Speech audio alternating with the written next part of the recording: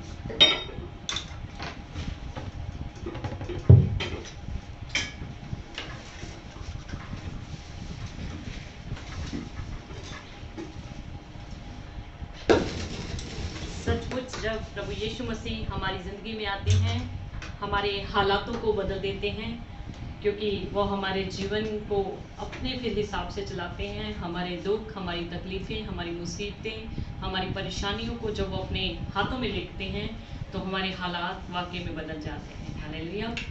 स्वयं सब छोटी सी दुआ में जाएंगे, अपनी आंखों को बंद करेंगे। सर्वशक्तिमान, दयालु और अनुग्रहकारी कृपालु परमेश्वर, फिर से खुदावंद आपके हुजूरी में आते हुए आपका शुक्रिया गुजार करते हैं पिता परमेश्वर, की गई आराधना के लिए, सुनी गई आराधना के लिए, बजाई गई साज आवाज़ के लिए आपका धन्यवाद करते हैं। खुदावंद, जब हम तेरे कलाम को, तेरे वचनों को सुनने जा रहे हैं जो हमारे जीवन की रोटी है, पिता परमेश्वर, सुनने के द्वारा, समझने के द्वारा, सीखने के द्वारा हम सबों को आप स्वर्ग से बड़ी आशीष देना। धन्यवाद प्रभु जी। अगले समय को तेरे सामर्थ्य हाथों में देते हैं, तेरे पवित्र हाथों में देते हुए प्रार्थना को प्रभु यीशु के नाम से मांगते हैं पिता, आमीन आमीन।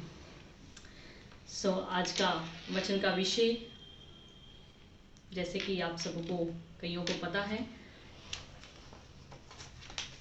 आए हम नए नियम में से मत्ती की किताब 6 अध्याय उसकी 21 आयत पढ़ेंगे। क्योंकि जहां तेरा धन है वहां तेरा मन भी लगा रहेगा। जी, प्रभु यीशु मसीह ने क्या कहा? धीरे धीरे पढ़िए इसको।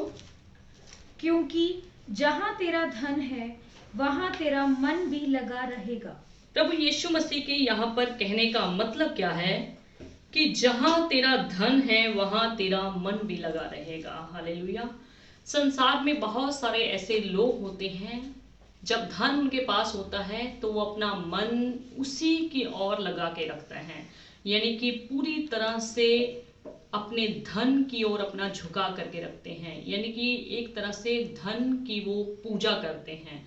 एक तरह से अगर हम कहें, अगर हम परमेश्वर से बढ़कर किसी चीज को अहमियत देते हैं, किसी चीज को हम अपने पास रखना पसंद करते हैं, किसी चीज को ज्यादा हम परमेश्वर से प्रेम करते हैं, तो वो मूर्ति पूजा कहलाती है। काफी लोग संसार में ऐसे होते हैं, जब उनके पास धन संपत्ति, जायदाद, धन दौलत, सोना होता है तो वो क्या करते हैं, उस पे अपना मन लगा करके रखते हैं। सो प्रभु यीशु मसीह ने अपने चेलों को, अपने लोगों को समझाते हुए कहा, क्योंकि जहां तेरा धन है वहां तेरा मन भी लगा रहेगा। हालेलुया। सो क्या परमेश्वर ये नहीं चाहता कि उसके लोगों के पास धन हो? क्या परमेश्वर ये नहीं चाहता कि उसके लोग अमीर हों? क्या परमेश्वर ये नहीं चाहता कि उसके लोग समाज में उन्नत हों, संसार में उनको समृद्धि मिले, उनको अच्छी संपत्ति मिले, अच्छा धन दौलत रहे, या हर प्रकार की फैसिलिटीज उनके पास हों? क्या परमेश्वर ऐसा नहीं चाहता? जी नहीं, परमेश्वर चाहता है कि उसको मानने वाले लोगों के पास किसी वस्तु की घटी ना होने पाए। हालेलुया। सो परमेश्वर अपने लोगों को ये सारी चीजें उपलब्ध करवाना चाहता है। परमेश्वर अपने लोगों को ये सारी चीजें, धन दौलत संपत्ति से माला माल करना चाहता है। सो परमेश्वर चाहता है कि उसके लोग धन के चक्कर में पड़कर, जायदाद के चक्कर में पड़कर, बड़ी कोठियों के, बड़ी कारों के, बड़े महलों के चक्कर में आकर परमेश्वर को ना पीछे कर दें, यानी कि परमेश्वर को ना भूल जाएं। तभी परमेश्वर ने कहा कि जहां तेरा धन है वहां तेरा क्या होगा, मन लगा रहेगा। परमेश्वर ये जानता है कि ये दुनियावी, ये संसारिक धन दौलत, ये संसारिक जायदाद आपको स्वर्ग में नहीं पहुंचा सकती। हालेलुया। अगर स्वर्ग में पहुंचा सकती है तो वो है परमेश्वर का नाम, वो भी सच्चे दिल से लिया हुआ नाम। हालेलुया। अगर हम परमेश्वर की भक्ति सच्चे दिल से और वचन जिस प्रकार से बताता है तो वो हमें स्वर्ग में पहुंचा सकता है। हमारा धन, हमारी दौलत, हमारा जायदाद, हमारा पैसा, हमारी कोठियां, हमारे महल चौबारे हमें स्वर्ग में नहीं पहुंचा सकते। हालेलुया। प्रभु ने कहा कि जहां तेरा धन है वहां तेरा मन लगा रहेगा।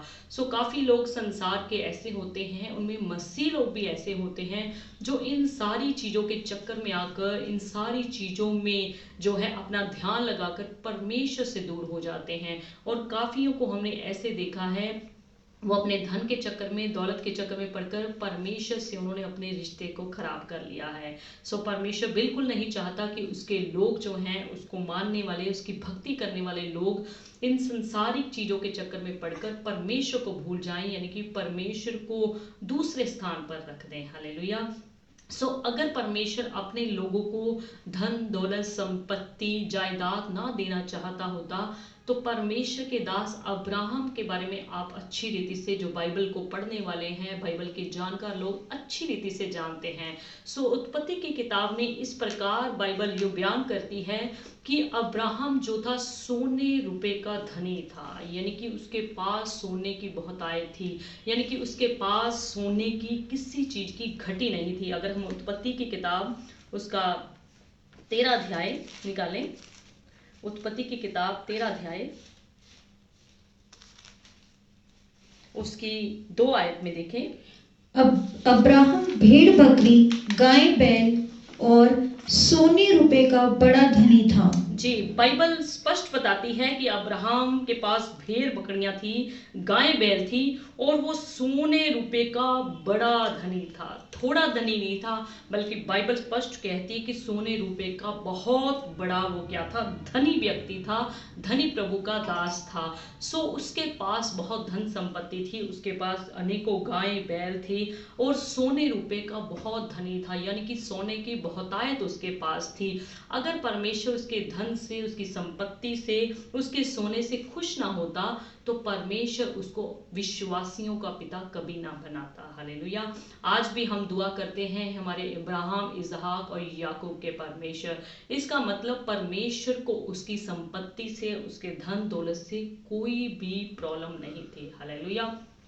हमारे जीवन में प्रॉब्लम कब आती है परमेश्वर को, कब परमेश्वर हमारे जीवन से दिक्कत महसूस करता है, जब हम अपनी दुनियावी संसारिक चीजों को अहमियत देते हैं और परमेश्वर को पीछे कर देते हैं, तब परमेश्वर को हमारे जीवन में प्रॉब्लम आती है, तब हमारे जीवन से परमेश्वर खुश नहीं होता, तब परमेश्वर हमारे जीवन से हमसे नाराज हो जाता है। हालेलुया। सो अब्राहम के बारे में हमने स्पष्ट पढ़ा कि अब्राहम सोने रुपए का बड़ा धनी था। अगर उसकी 6 आयत में भी देखें तो वहां पर लिखा है उनके पास बहुत धन था। हालेलुया।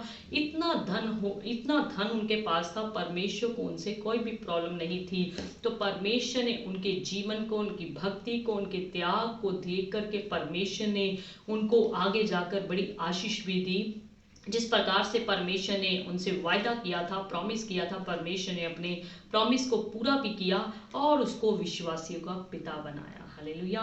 सो पिछले संडे को परमेश्वर के सेवक ने बड़े अच्छे ढंग से अय्यूब के बारे में बताया। अय्यूब के बारे में भी बाइबल ये बताती है अय्यूब की किताब में कि अय्यूब बहुत बड़ी प्रॉपर्टी का मालिक था, बहुत बड़ी जायदाद का मालिक था, बहुत सारे पशु उसके पास थे, बहुत सारे जानवर उसके पास थे, यानी कि हर एक चीज उसके पास थी, यानी कि उसके पास बहुत ज्यादा संपत्ति थी। हालेलुया।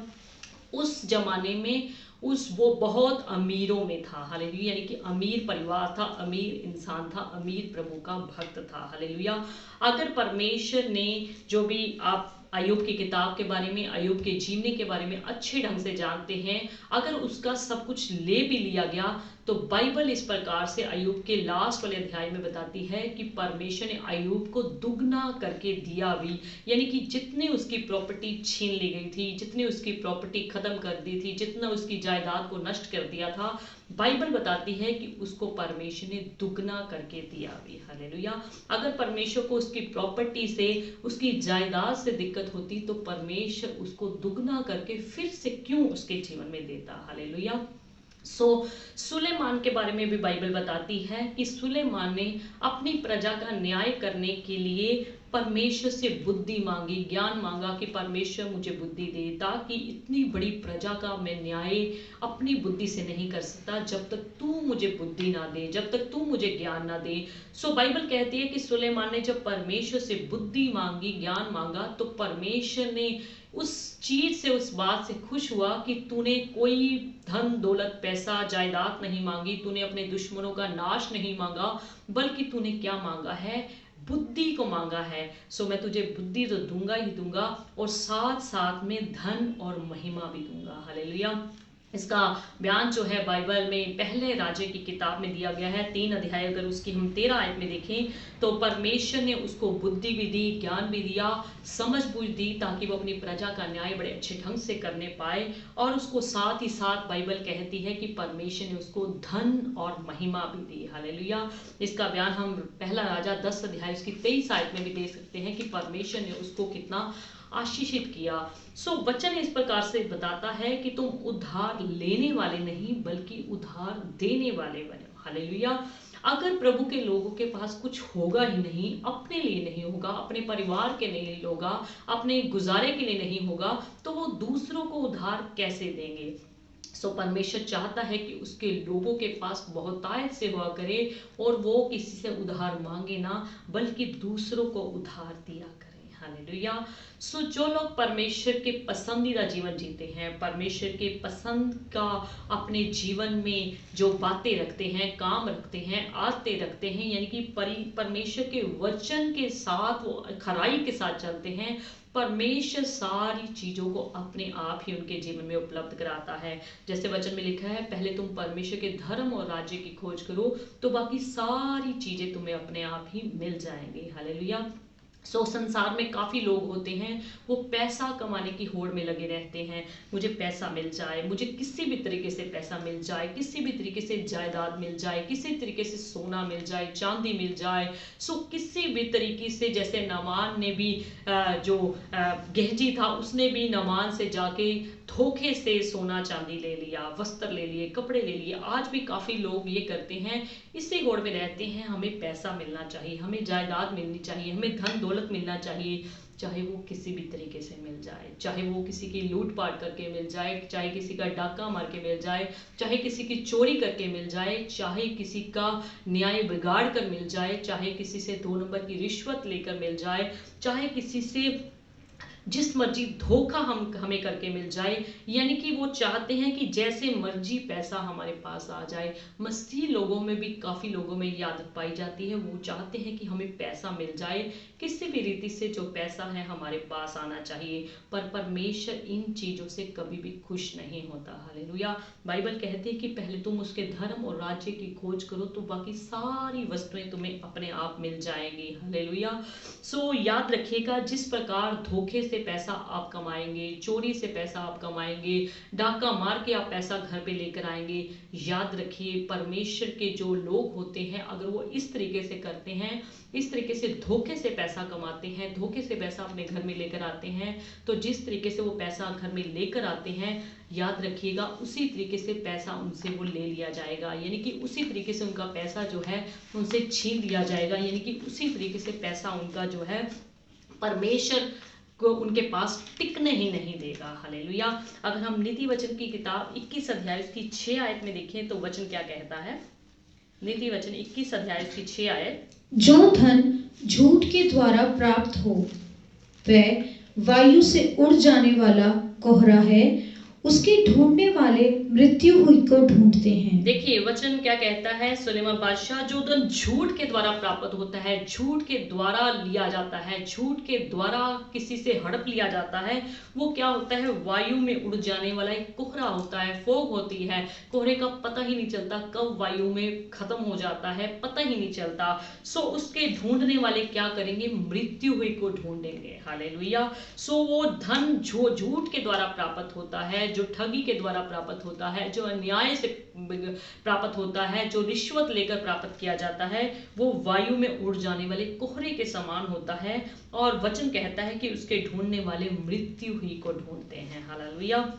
सो कभी भी धन जो है झूठ के द्वारा प्राप्त ना करें, रिश्वत लेकर प्राप्त ना करें, किसी की ठगी मारकर या किसी से इस तरीके से न लें कि परमेश्वर आपसे नाराज हो। और जिस तरीके से आप धन अपने घर में लेकर आते हैं, वो धन आपसे उसी तरीके से छीन लिया जाएगा, यानी कि वो धन आपके पास भी नहीं टिकेगा। अगर हम नीति वचन की किताब 22 अध्याय उसकी 23 आयत में भी देखें, क्योंकि यहोवा उनका मुकदमा लड़ेगा। क्योंकि यहोवा उनका मुकदमा लड़ेगा। किन का मुकदमा लड़ेगा, जो गरीब है, कंगाल है, दरिद्र लोग हैं, परमेश्वर उनका मुकदमा आप लड़ेगा।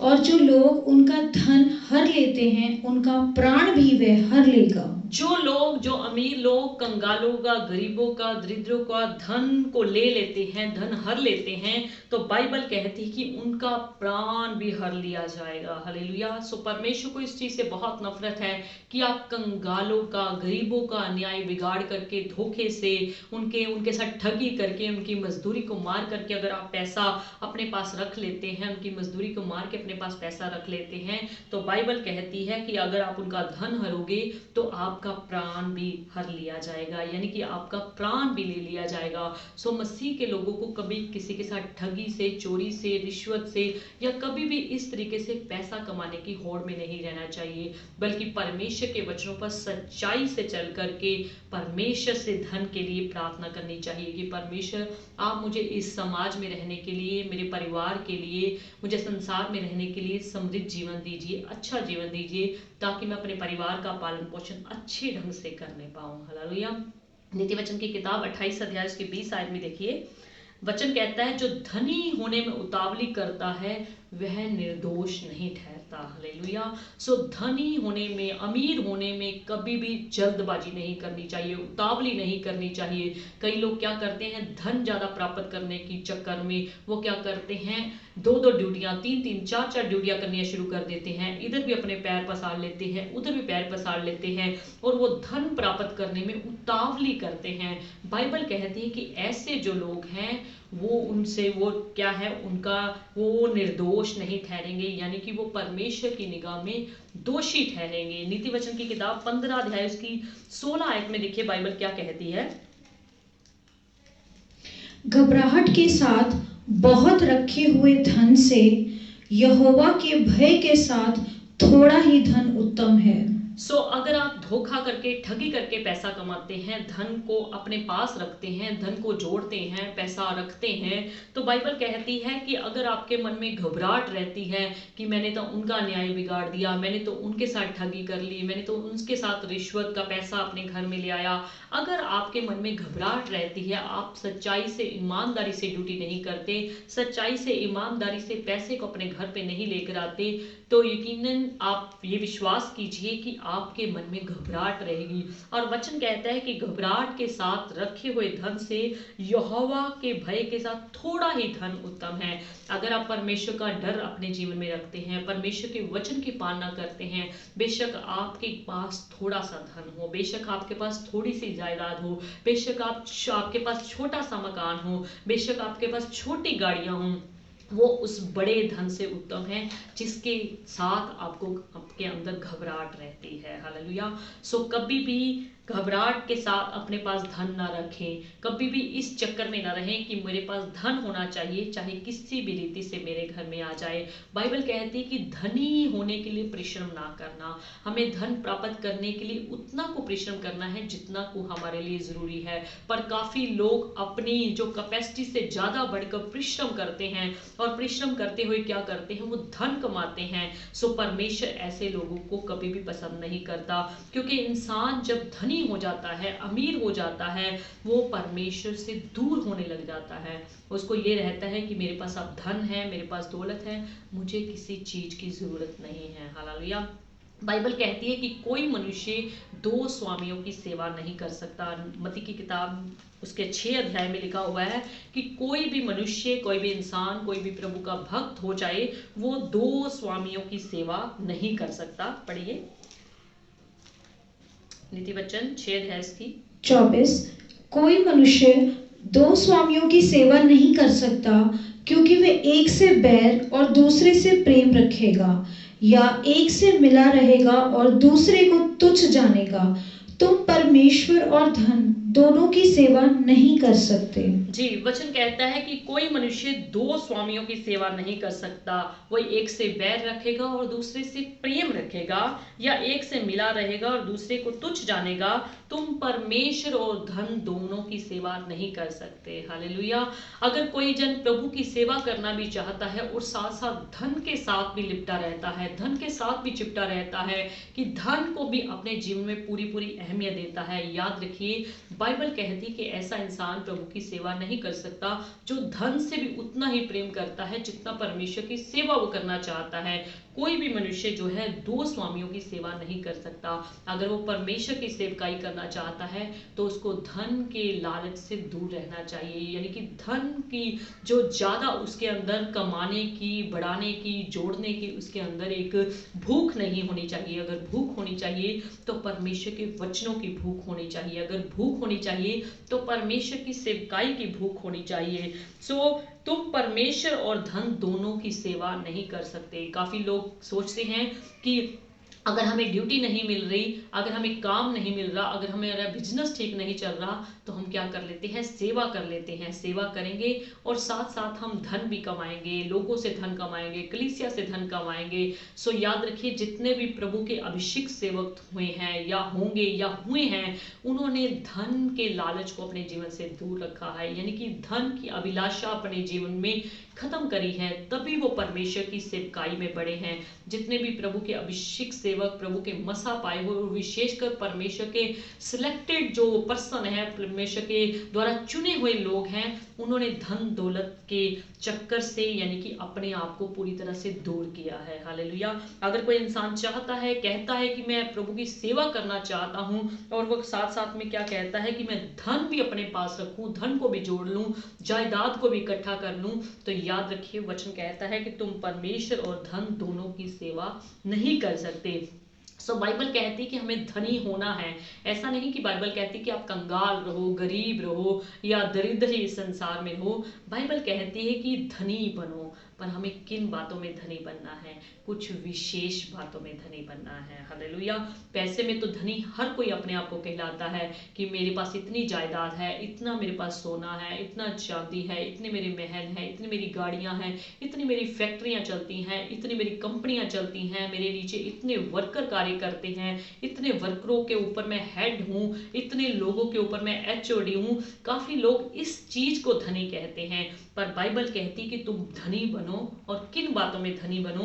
पहला तीमुथियुस 6 अध्याय की 17 और 18 आयत में लिखा है, इस संसार के धनवानों को आज्ञा दे कि वे अभिमानी ना हो और चंचल धन पर आशा ना रखें, परंतु परमेश्वर पर जो हमारे सुख के लिए सब कुछ बहुतायत से देता है, वे भलाई करें और भले कामों में धनी बने और उद्धार और सहायता देने में तत्पर हों। जी देखिए, संत पौलुस जानता है कि इंसान का धन जो है उसके साथ नहीं जाएगा, यानी कि उसके साथ जब उसकी मृत्यु हो जाएगी उसका धन उसके साथ नहीं जाएगा।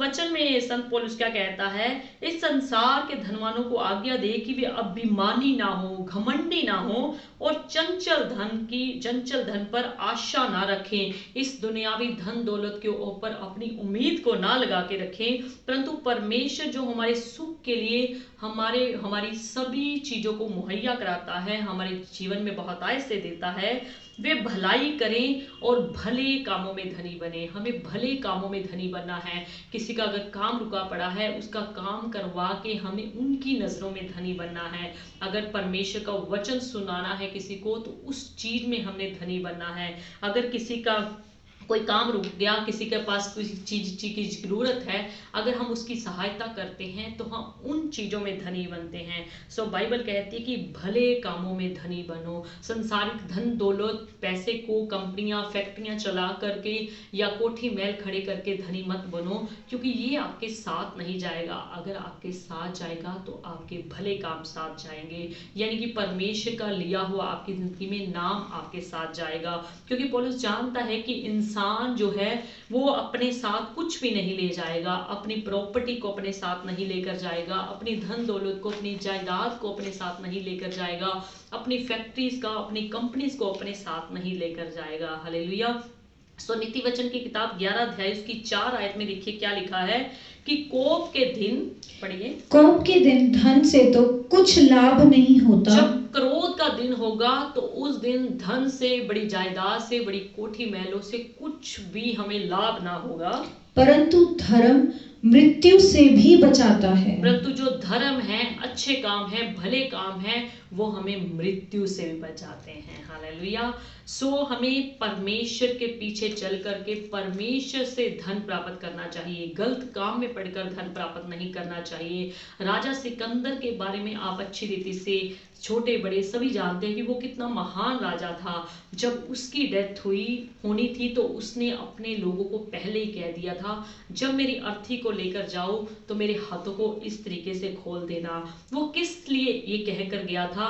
ताकि दुनिया को, समाज को, लोगों को, बड़ों को, अमीरों को, धनियों को ये इस बात का पता चल जाए कि मैं कितना बड़ा राजा, कितना बड़ा महान राजा, मैं भी खाली हाथ आया था और खाली हाथ ही जा रहा हूँ। सो याद रखिए, उसके पास बहुत कुछ था। अगर वो चाहता, अगर परमेश्वर ऐसे लोगों के लिए चाहता तो अपने साथ कुछ भी लेकर जा सकता था। अपनी पसंदीदा कपड़े लेकर जा सकता था, अपनी पसंदीदा जायदाद सोना लेकर जा सकता था, अपनी पसंदीदा ड्रेस लेकर जा सकता था, कुछ भी अपनी पसंदीदा लेकर जा सकता था। पर उसने अपनी मौत से पहले ही कह दिया कि जब मेरी अर्थी लेकर जाओ तो इस तरीके से लेकर जाना कि मैं खाली हाथ आया था और मैं दुनिया को सबक सिखा कर जा रहा हूं कि मैं खाली हाथ ही वापस जाऊंगा। हालेलुया। सो राजा सिकंदर ने हम सबको ये सबक दिया है। आज आपको भी और मुझे भी ये सबक होना चाहिए कि हम खाली हाथ जिस ढंग से आए थे उसी ढंग से हम खाली हाथ ही अपने साथ जाएंगे।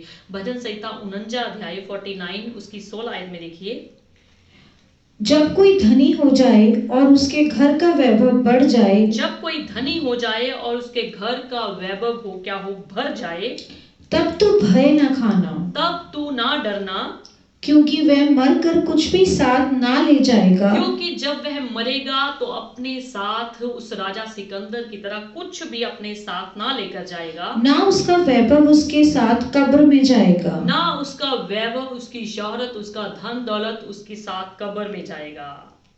चाहे वह जीते जी अपने आप को धन्य कहता रहे, चाहे वो जीते जी अपने आप को क्या कहता रहे, धन्य कहता रहे कि मैं बहुत धनी हूँ, मैं तो बहुत ही धन्य हूँ। जब तू अपनी भलाई करता है तब वह लोग तेरी प्रशंसा करते हैं। हालेलुया। वचन कहता है कि वे मरकर भी अपने साथ कुछ भी ना लेकर जाएगा। जब वो इंसान मर जाएगा तो अपने साथ कुछ भी ना लेकर जाएगा। इससे मुझे एक छोटी सी कहानी याद आई। एक बार एक पिता था, वो बहुत ही धनी, बहुत ही फैक्ट्रीज का, कंपनीज का मालिक। उसके एक पुत्र था। उसने अपने पुत्र को मरते समय ये अपने पुत्र को कहा कि बेटा, जब मेरे कब्र में रखा जाए तो मेरा एक फटी हुई जराब है, इसको मैं बहुत ही पसंद करता हूँ। ये फट गई है फिर भी इसको मैंने अपने पास रखा हुआ है, तो एक काम मेरी जो इच्छा है उसको जरूर पूरा कर देना। बेटे ने बोला कि हाँ जी पापा, क्या है? उसने बोला कि ये जो जुराब है फटी हुई है, जो मुझे बहुत ही पसंद है, इसको मैंने फेंका नहीं, इसको मैंने गिराया नहीं, इसका मैंने कुछ नहीं किया बल्कि संभाल के रखा है, इसको तो मुझे पहना के मुझे कब्र में गाड़ना। हालेलुया। सो आगे जाकर जब उसके पिता की डेथ हो गई तो उसने अपनी इच्छा को अपने रिश्तेदारों को, पड़ोसियों को, या जिस भी धर्म से वो बिलोंग करते थे उनको बताना शुरू किया कि मेरे पापा की इच्छा ये थी, मेरे पापा मुझे ये कह कर गए थे कि ये फटी हुई जुराब मुझे जरूर पहना के भेजना। सो जब उस लड़के ने ऐसे सभी से कहना शुरू किया तो सभी ने मना किया कि नहीं, हमारे समाज में लोग क्या कहेंगे कि इतना अमीर व्यक्ति, इतना बड़ा व्यक्ति जो इतनी कंपनीज का, फैक्ट्रीज का मालिक, इतनी जायदाद का मालिक, इतनी कोठी महलों का मालिक, वो फटी हुई जराब के साथ जा रहा है। नहीं, हम ये बिल्कुल नहीं करने देंगे। बड़े बुजुर्गों ने भी ऐसा बोलना शुरू कर दिया, बड़े बड़े उन्होंने लोगों को बुलाना शुरू कर दिया, सभी ने मना कर दिया। सो एक व्यक्ति ने एक चिट्ठी जो है उसके बेटे के नाम, जो उसके पापा ने लिखी हुई थी, उसको पकड़ाई और कहा कि बेटा, मैं ये जुराब, फटी हुई जुराब क्यों तेरे को लिख कर गया था? मैं इसलिए लिख कर गया था कि देख मैं कितना बड़ा यहाँ पर शोहरत वाला धनी व्यक्ति, जायदाद वाला व्यक्ति, बड़े बड़े महलों वाला, बड़ी बड़ी फैक्ट्रीज वाला, बड़ी बड़ी कंपनीज वाला व्यक्ति रहा, धनी व्यक्ति रहा। मेरे अंडर में कितने लोग काम करते थे, मुझे सब लोग उठते बैठते सलाम बोलते थे, कितनी मेरी इज्जत करते थे, कितना मुझे सम्मान देते थे, और मैं कितना धनी व्यक्ति, अमीर व्यक्ति समझा जाता था। मुझे लोग कहा करते थे जब मैं इस संसार को छोड़ करके जा रहा हूँ, मेरा एक फटा हुआ मोजा, एक फटी हुई जुराब भी मेरे साथ नहीं जाने दे रहे। हालेलुया। सो इससे हमें क्या सबक मिलता है कि हमारी पसंदीदा चीजें भी हमारे साथ नहीं जाएंगी। हालेलुया। हमारा धन दौलत हमारे साथ नहीं जाएगा, सिर्फ जाएगा तो प्रभु का लिया हुआ नाम ही हमारे साथ जाएगा। हमारे भले काम ही हमारे साथ जाएंगे, हमारे कपड़े जिससे हम बहुत प्रेम करते हैं, हमारे सूट हम जिनसे बहुत प्रेम करते हैं, हमारा घर जिससे हम बहुत प्रेम करते हैं, हमारी जायदाद जिससे हम बहुत प्रेम करते हैं, कुछ भी हमारे साथ ना जाएगा। हालेलुया। जब कुछ लोगों के पास थोड़ा धन इकट्ठा हो जाता है, यानी कि वो धनी कहलाना शुरू कर देते हैं, कुछ लोगों की चाल ढाल बदल जाती है, कुछ लोगों के रंग ढंग बदल जाते हैं। वो कहते हैं कि अब हमारे पास पैसा है, हमें किसी इंसान की जरूरत नहीं, इवन हमें परमेश्वर की भी जरूरत नहीं। वो उनका व्यवहार, उनकी डीलिंग जो है बदलनी शुरू हो जाती है, उनका गरीबों के प्रति रवैया बदलना शुरू हो जाता है। वो सोचते हैं हमें अब किसी चीज की जरूरत नहीं है, हमारे पास सब कुछ है और हमने अपनी बुद्धि, हमने अपनी अक्ल से कमाया है। उनकी भक्ति करने का सिस्टम, उनकी भक्ति करने का स्टाइल जो है बदल जाता है। सो वचन में लिखा है यिर्मयाह की किताब में कि धनी जन जो है, धनी अमीर व्यक्ति जो है, अपने धन पर घमंड ना करे। सो अमीर हो सकते हैं, पर हमें अपनी अमीरी पर, अपने धन दौलत पर, अपनी जायदाद पर घमंड नहीं करना चाहिए। सो ऐसे लोग क्या करते हैं, उनका भरोसा जो है परमेश्वर पर से हटकर, परमेश्वर के वचन पर से हटकर, परमेश्वर की जो दुआएं लोग करते हैं उन पर से हटकर अपने धन पर ही हो जाता है। वो सोचते हैं हमारे पास धन आ गया, हमारे पास सब कुछ आ गया, अब हमें परमेश्वर के लोगों की जरूरत नहीं है। सो याद रखिएगा, हमें जो काम देगी वो हमारी धन दौलत काम नहीं देगी, हमारे भले काम हमें हमारे साथ जाएंगे, यानी कि हमारा साथ देंगे, वो ही हमारे साथ जो है जा सकते हैं मरने के बाद भी। हालेलुया। सो काफी लोग क्या करते हैं, अपने भरोसे को धन के ऊपर टिका करके रख लेते हैं। भजन संहिता 62 अध्याय उसकी 10 आयत में देखिए वचन क्या कहता है, पढ़िए। चाहे धन संपत्ति बढ़े तो भी उस पर मन ना लगाना। वचन कहता है कि चाहे तेरी धन संपत्ति बढ़ती जाए तो भी तू उस पर अपना मन ना लगाना। हालेलुया।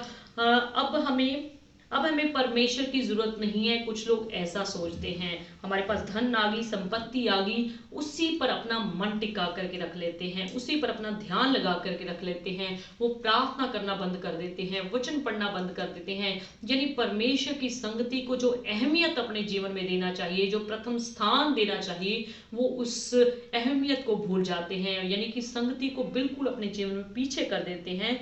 सो वचन कहता है चाहे धन संपत्ति तेरे पास बढ़े तो भी उस पर तू अपना मन को ना लगाना। हालेलुया।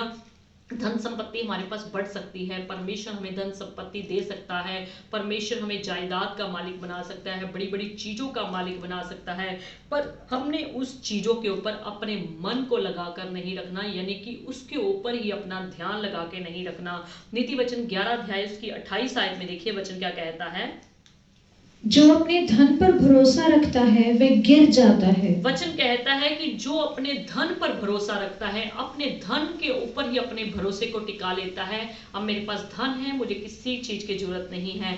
बाइबल कहती है कि ऐसा इंसान जो है गिर जाता है, पर जो यहोवा पर भरोसा रखता है ऐसा इंसान कभी नहीं गिरेगा। हालेलुया। सो हमें वचन पर भरोसा रखना चाहिए, परमेश्वर पर भरोसा रखना चाहिए, किसी ऐसी चीज पर भरोसा नहीं रखना चाहिए जिसके द्वारा हम गिर जाएं। हालेलुया। जो अपने धन के ऊपर भरोसा रखता है, वचन कहता है कि ऐसा इंसान, ऐसा मनुष्य गिर जाता है, पर जो परमेश्वर पर भरोसा रखता है, वचन कहता है कि वो कभी नहीं गिरेगा, वो स्थिर रहेगा। हर परिस्थिति में परमेश्वर उसको संभाले रहेगा। हालेलुया।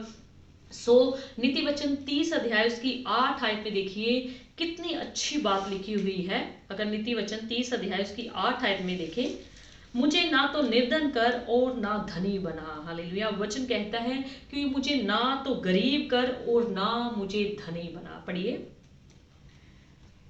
पढ़िए पढ़िए। अर्थात व्यर्थ और झूठी बात मुझसे दूर रख, मुझे ना तो निर्धन कर और ना धनी बना। वचन कहता है मुझे ना तो निर्धन कर और ना मुझे धनी बना, प्रतिदिन की रोटी मुझे खिलाया कर। प्रतिदिन की रोटी मुझे खिलाया कर। हम प्रभु यीशु मसीह वाली प्रार्थना करते हैं, उसमें भी ये बात बोलते हैं, हमारी दिन भर की रोटी आज हमें दे। हालेलुया।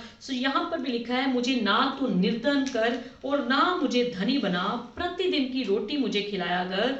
ऐसा ना हो कि जब मेरा पेट भर जाए तब मैं इनकार करके कहूं कि यहोवा कौन है, या अपना भाग खोकर चोरी करूं और अपने परमेश्वर का नाम अनुचित रीति से लूं। जी, ऐसा ना हो कि जब मेरा पेट भर जाए, मैं धनी हो जाऊं, तो मैं कहूं कि यहोवा कौन है, मुझे यहोवा की जरूरत क्या है, यहोवा ने मेरे लिए किया ही क्या है।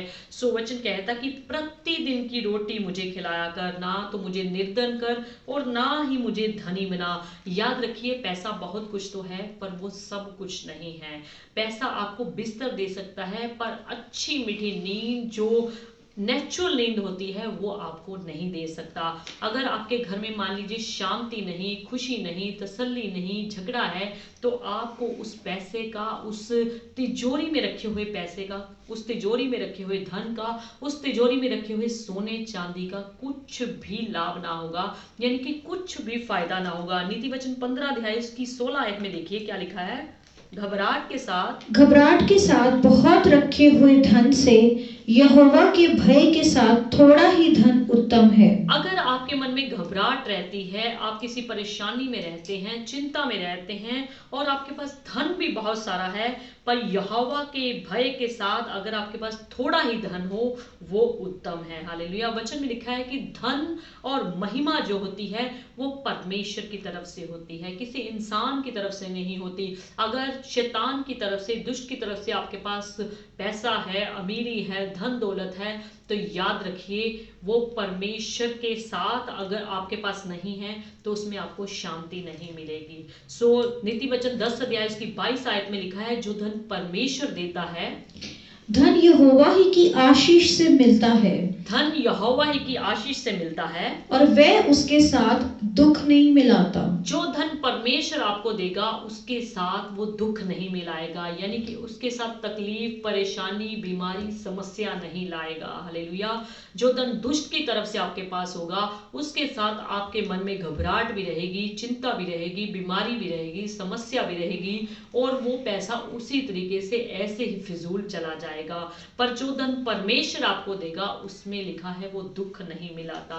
जितना मर्जी किसी के पास धन हो जाए, जितनी मर्जी किसी के पास जायदाद हो जाए, जितना मर्जी किसी के पास कीमती चीजें हो जाए, वो उसको अपने साथ नहीं ले जा सकता।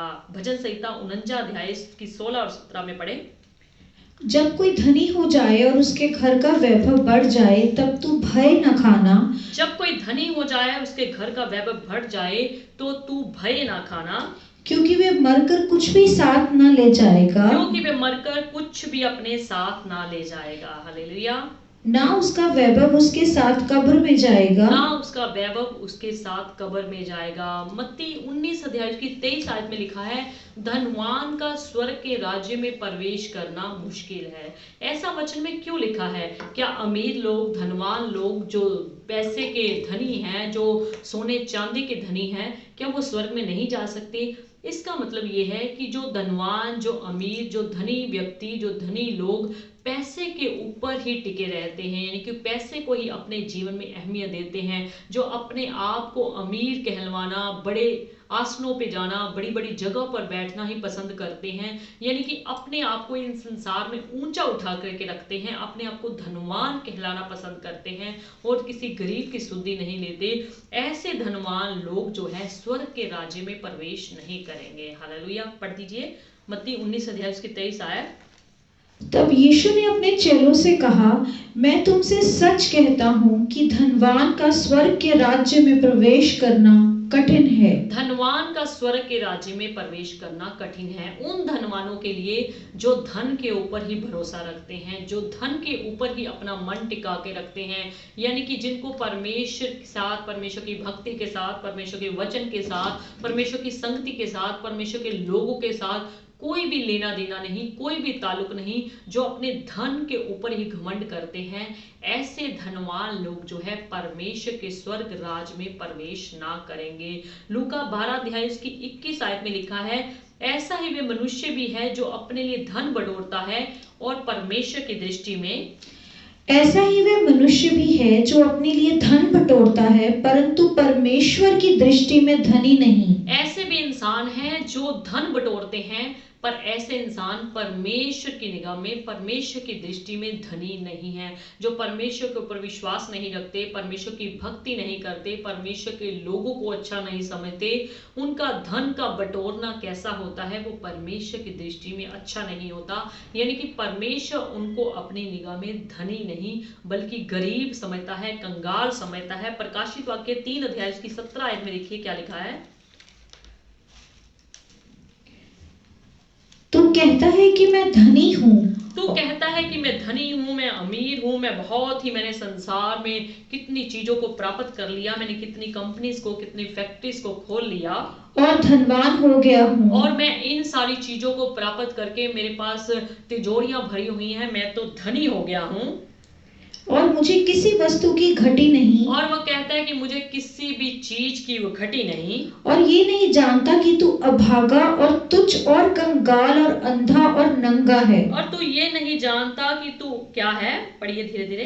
तू कहता है कि मैं धनी हूँ और धनवान हो गया हूँ और मुझे किसी वस्तु की घटी नहीं, और ये नहीं जानता कि तू अभागा और तुच्छ और कंगाल और अंधा और नंगा है। वचन कहता है कि तू कहता है कि मैं धनी हो गया हूँ, धनवान हो गया हूँ, मुझे किसी चीज की घटी नहीं, पर तू ये देख, तू परमेश्वर की निगाह में, परमेश्वर के वचन की निगाह में तू अभागा है, तुच्छ है, कंगाल है, अंधा है और नंगा है। इसलिए मैं तुझे सलाह देता हूं कि आग में ताया हुआ सोना मुझसे मोल ले, ताकि तू क्या हो जाए? धनी हो जाए, अमीर हो जाए। सो काफी संसार में लोग ये समझते हैं कि मुझे किसी चीज की घटी नहीं है, मैं तो बहुत ही धनी हो गया हूं, मैं तो बहुत ही अमीर हो गया हूं, मैं तो बहुत ही पैसे में समृद्ध हो गया हूं, मुझे किसी चीज की जरूरत नहीं है, किसी चीज की घटी नहीं है। पर वचन कहता है कि तू वचन की निगाह में, परमेश्वर की निगाह में तुच्छ है, कंगाल है, अंधा है और नंगा है। हालेलुया। सबोपदेशक 6 अध्याय की 2 आयत में देखिए, किसी मनुष्य को परमेश्वर धन संपत्ति और प्रतिष्ठा यहाँ तक देता है कि जो कुछ उसका मन चाहता है उसे उसकी कुछ भी घटी नहीं होती। संसार में कुछ ऐसे भी लोग हैं, परमेश्वर कुछ लोगों को धन संपत्ति, समाज में प्रतिष्ठा इतनी तक दे देता है। पढ़िए पढ़िए। किसी मनुष्य को परमेश्वर धन संपत्ति और प्रतिष्ठा यहाँ तक देता है कि जो कुछ उसका मन चाहता है उसे उसकी कुछ भी घटी नहीं होती। जो कुछ उसका मन चाहता है उसको किसी भी चीज की घटी नहीं होती, यानी कि वो जो कुछ लालसा करता है उसको सारा कुछ प्राप्त हो जाता है। तो भी परमेश्वर उसको उसमें से खाने नहीं देता। परमेश्वर तो भी उस चीज में से, उस वस्तु में से, उस धन दौलत में से, उस जायदाद में से, पैसे में से, खाने में से उसको कुछ भी खाने नहीं देता। कोई दूसरा ही उसमें से खाता है, कोई दूसरा ही आकर उसकी थाली में, उसकी जायदाद में से खाता है, ये व्यर्थ और भयानक दुख है। ये व्यर्थ है और सबसे भयानक क्या है? दुख है कि इंसान ने इतनी धन दौलत लालसा करके कमाई, परमेश्वर से दूर होके कमाई, परमेश्वर के वचन को तोड़ के कमाई, पर वचन कहता है कि वो कुछ भी अपनी संपत्ति में से, कुछ भी अपने खाने पीने के भंडारे में से कुछ खाने नहीं पाता, और ही कोई दूसरा आ करके उसको खाता है।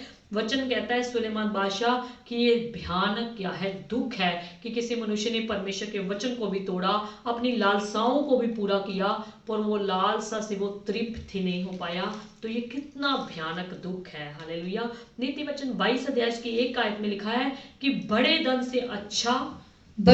से अच्छा नाम अधिक चाहने योग्य है। आपके पास अगर बड़ा धन है तो वो अच्छी बात नहीं, वो अच्छी परमेश्वर की निगाह में योग्य बात नहीं। परमेश्वर की निगाह में योग्य बात क्या है? कि आपका समाज में, संसार में, आपकी कलीसिया में, आपके गली मोहल्ले में, आपके रिश्तेदारी में अच्छा नाम हो, जिसको बढ़िया नाम कहा जाता है, जिसको सुनाम नाम कहा जाता है। अगर कोई आपका नाम ले तो आपके बारे में अच्छा ही बताए, अगर कोई आपके नाम के बारे में कुछ कहना जाए तो कुछ बढ़िया ही बताए। हालेलुया। परमेश्वर का वचन कहता है कि बड़े धन से उत्तम ये है कि आपका समाज में, संसार में अच्छा नाम हो, बढ़िया नाम हो, सुनाम नाम हो। हालेलुया। सो हमें परमेश्वर से धन की प्राप्ति के लिए प्रार्थना करनी चाहिए। आपको अपनी सामाजिक जरूरतों को पूरा करने के लिए, संसारिक जरूरतों को पूरा करने के लिए, अपने परिवार का पालन पोषण करने के लिए, अपने पेट का गुजारा करने के लिए आपको संपत्ति की जरूरत है, आपको पैसे की जरूरत है। पर परमेश्वर के वचन पर चलकर अगर आप धन संपत्ति प्राप्त करेंगे तो आपको उसमें घबराहट नहीं रहेगी, आपको उसमें बेचैनी नहीं रहेगी, आपको उसमें तसल्ली रहेगी, आपको उसमें शांति रहेगी। संसार के लोग बहुत ही गलत तरीके से अगर पैसा कमाते हैं, पैसा तो उनके पास आ जाता है, पर याद रखिए उनकी रातों की नींद उड़ जाती है, उनके खाने पीने की भूख मिट जाती है। अगर वो गलत तरीके से पैसा कमाते हैं तो वो पैसे को अच्छे ढंग से खाने भी नहीं पाते। सो हमें इस होड़ में नहीं रहना चाहिए कि मुझे पैसा मिल जाए, मेरे महल बन जाए, मेरी कोठी बन जाए, मेरी तिजोरियां बढ़ जाए। बल्कि वचन में ये लिखा है, ये हमें ये प्रार्थना करनी चाहिए कि प्रतिदिन की हमें रोटी दे। ना तो मुझे निर्धन कर, ना तो मुझे इस समाज में गरीब रख कि प्रभु जी अगर लोग मुझे देखें कि ये प्रभु का भक्त बन गया है, मसीह बंदा बन गया है, इसके पास अभी भी गरीबी है, तंगी है, परेशानी है, तो वो भी अच्छा नहीं लगेगा। ना तो मुझे निर्धन कर, ना तो मुझे गरीब रख, और ना ही परमेश्वर मुझे बहुत धनी बना। आज आपको भी और मुझे, हम सबको यही प्रार्थना करनी चाहिए कि परमेश्वर हमारे प्रतिदिन की रोटी हमें दे, हमें धन की लालसा में ना पड़ने दे, हम धन संपत्ति के चक्कर में पढ़ करके तुझ सच्चे और जीवित को परमेश्वर को ना भूलने पाए, बल्कि तेरे वचन पर चलते हुए, खराई से चलते हुए, ईमानदारी से चलते हुए परमेश्वर आप हमें धन देना, आप जो कुछ हमारे जीवन में जरूरत समझते हैं आप हमें मुहैया कराना। हालेलुया। वचन में लिखा है, मांगो तो तुम्हें दिया जाएगा। परमेश्वर आपके मांगने से पहले जानता है कि आपकी जरूरत क्या है, पर अगर आपको जरूरत है तो आप परमेश्वर से मांग सकते हैं। जो वायदों का सच्चा परमेश्वर है वो आपके जीवन में हर आपको चीज को उपलब्ध करवाएगा। हालेलुया। परमेश्वर आज के वचन के द्वारा आपको आशीष दे, और आपके जीवन में जितना भी उतावली से धन कमाने का लालसा है, धन कमाने की होड़ है, जितनी भी धन कमाने की दुष्ट आत्मा जितने भी लोगों के जीवन में कार्य करती है, सब खुदा यीशु के नाम में दूर होने पाए। आइए हम सब अपनी आंखों को बंद करेंगे और आज के वचन के वसीले परमेश्वर आप सबों को आशीष दे, आप सबके जीवन में सुख शांति दे। आइए हम प्रार्थना करेंगे। स्वर्गीय पिता परमेश्वर, रहमतों की वाणी, करुणा निधान, अनुग्रहकारी पिता परमेश्वर, आपका धन्यवाद, आपका शुक्रिया, आपकी तारीफ करते हैं। आज के इस लाइव सेशन पर आपके बेटे सुखी आशीष बनी रही, नेटवर्क सिस्टम पर आपने आशीष दे दी, मीडिया टीम पर, वर्शिप टीम पर आपने आशीष दे दी, आपका धन्यवाद करते हैं। प्रभु जी, आपका मधुर वचन, आपका स्वर्गीय मन्ना आपके लोगों तक पहुंचा है, आप अपने लोगों को स्वर्ग से बड़ी बरकत देना। ये खुदावन इनकी जो भी समाज की ज़रूरतें हैं, संसारिक ज़रूरतें हैं, पिता परमेश्वर आप अपने स्वर्गीय खजाने खोलकर, स्वर्गीय भंडारों को खोलकर इनके जीवन में खुदावंद पूरा कीजिए। इनके जीवन की हर ज़रूरत को अपने वचन के अनुसार खुदावंद के जीवन में मुहैया कराइए। इनको किसी से मांगना ना पड़े, बल्कि ये देने वाले बन जाएं। जैसे आपका वचन कहता है कि उधार लेने वाले नहीं, बल्कि उधार देने वाले बने। वो पिता परमेश्वर आप अपने लोगों को इतना समृद्ध कीजिए, इतनी इनको शक्ति दीजिए, ताकि ये दूसरों का भला कर सके और भले कामों में धनी हो सके। पिता परमेश्वर आप इन सब की मदद करें, इनको अपने वचन पर खराई से चलने का फजल दीजिए। जो भी खुदावंद दुष्ट की ताकत आपके वचन पर चलने से इनको रोकती है, इधर उधर इनका दिमाग भड़काती है, खुदावंद यीशु के सामर्थी नाम में ऐसी दुष्ट की चालें, ऐसी दुष्ट की शक्तियां, ऐसी दुष्ट के षड्यंत्र इनके जीवन से पूरी तरह से खत्म होने पाए। पिता परमेश्वर बेटा आपकी सारी कलीसिया पर आपके बेटे की आशीष मांगते हैं। सबके घरों की, परिवारों की जरूरतों को खुदावंद आप पूरा कीजिए और किसी को किसी के सामने हाथ फैलाने ना पड़े, बल्कि ये तेरे वचन पर चलते हुए खुदावंद तुझसे आशीष पा सके, तुझसे बरकत पा सके और खुदावंद तेरे नाम को ऊंचा अपने जीवन से करने पाए। धन्यवाद प्रभु जी। प्रेट आवा के सारे सदस्यों को, सारी फैमिलीज मेंबर को आशीष दो, बरकत दो, खुशियां दो, सुख शांति दो। सबके जीवनों में किसी वस्तु की घटी ना होने पाए। शांति का आत्मा इनके जीवन में बना रहे, तसल्ली का आत्मा इनके जीवन में बना रहे। धन्यवाद प्रभु जी। अगले समय को तेरे सामर्थी हाथों में देते हैं, पवित्र सामर्थी हाथों में देते हैं। अगला समा खुदावंद जो इस संसार में महामारियों का समा चल रहा है पिता परमेश्वर, उस पर भी आप अपने लोगों पर निगाहबानी करते हुए खुदावंद अपने लोगों की रक्षा करें और उनको इस समाज में, अपने परिवार में, अपने गली मोहल्ले में सुरक्षित रखे पिता। धन्यवाद प्रभु जी। प्रेटावा के सारे लोगों के लिए आशीष मांगते हैं, सारे सेवादारों के लिए आशीष मांगते हैं, सबके जीवनों में, घरों में, परिवारों में सुख शांति मांगते हैं। धन्यवाद प्रभु जी। जितने भी आपके दास दासियां लुधियाना, पंजाब, इंडिया में, हिंदुस्तान में आपकी सेवकाई में हैं, उनको बहुतायत से हजारों लाखों करोड़ों लोगों के लिए इस्तेमाल कीजिए। आपकी कलीसिया पर आपके बेटे यीशु की बरकत बनी रहे, ताकि आपकी कलीसिया इन अंतिम दिनों में भटकने ना पाए, बल्कि आपके वचन पर चलते हुए आपके दासों के साथ, आपके वचन के साथ वफादार बने रहे। परमेश्वर शैतान की सारी चालें खुदा यीशु के नाम में तेरे लोगों से पूरी तरह से खत्म होने पाए। दिल्ली में चल रहे किसान आंदोलन के लिए प्रार्थना करते हैं प्रभु जी, वहां पर आपके बेटे यीशु की आशीष मांगते हैं, कृपा मांगते हैं। हमारे प्रधानमंत्री मोदी जी को आशीष दो, बुद्धि दो, अकल दो, समझ बुद्धि दो, ज्ञान दो परमेश्वर खुदावंद, ताकि तेरी इच्छा के मुताबिक उनका फैसला करने पाए, तेरी इच्छा के मुताबिक उनका न्याय करने पाए, ताकि सारे हमारे किसान भाई अपने घरों में, परिवारों में शांति से, चैन से, अमन से रहने पाए। पिता परमेश्वर सब पर कृपा कीजिए, सब पर दया कीजिए। धन्यवाद प्रभु जी। पढ़ने वाले सारे बच्चों को तेरे सामर्थ्य हाथों में देते हैं, जिनके एग्जाम शुरू हो गए हैं, जिनके होने वाले हैं, उन सबों को अपने पवित्र हाथों में लीजिए, ताकि बड़े अच्छे ढंग से एग्जाम दे सकें और खुदावन बड़े अच्छे ढंग से उनका रिजल्ट भी आने पाए और अगली क्लासेस में वो जल्दी प्रवेश करने पाए। तेरा सामर्थ्य हाथ सबके ऊपर बना रहे प्रभु जी। धन्यवाद करते हैं आपके लोगों के लिए जिन्होंने आपके वचन को, आपके कलाम को सुना है। परमेश्वर 100 गुना करके उनके जीवनों में ये कलाम, ये आपका वचन घर कर जाए। पिता परमेश्वर सारे घरों में, परिवारों में सुख शांति, अमन, चैन बना रहे। धन्यवाद प्रभु जी। अगले समय को तेरे सामर्थ्य हाथों में देते हैं, तेरे पवित्र सामर्थ्य हाथों में देते हैं। हम सब पर कृपा कीजिए, हम सबको अपने वचन पर खराई से चलने का फजल दीजिए। अगर कोई बीमार है, दुखी है, लाचार है, तो खुदा यीशु के कोड़े खाने की मार के द्वारा सबकी समस्याएं, सबकी बीमारियां, सबकी परेशानियां, सबकी चिंताएं खुदा यीशु के नाम में दूर हो जाएं और सब लोग अपने घरों में, परिवारों में सुख शांति, अमन, चैन से रहने पाए। धन्यवाद प्रभु जी।